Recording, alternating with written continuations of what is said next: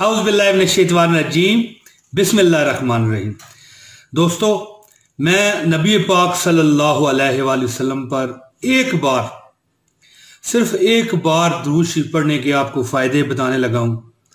दोस्तों, जो बंदा एक बार आक़ाए दो जहां शाफ़ाए महशर साक़ी कौसर हज़रत मोहम्मद सल्लल्लाहु अलैहि वसल्लम पर दुरूद शरीफ पढ़ता है तो अल्लाह पाक उस पर 10 रहमतें नाज़िल फरमाते हैं।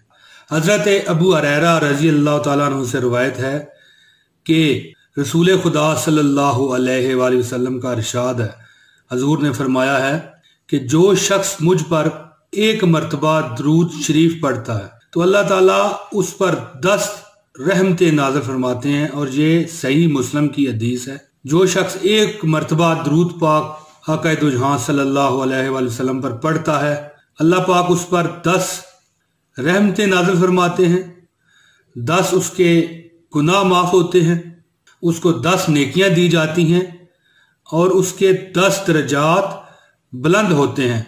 सल्लु अलल हबीब सल्लल्लाहु ताला अला मोहम्मद।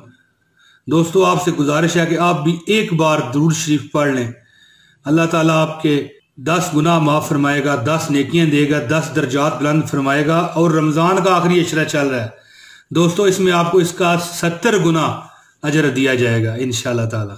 बहुत शुक्रिया जी। अस्सलामु अलैकुम व रहमतुल्लाहि व बरकातुहू।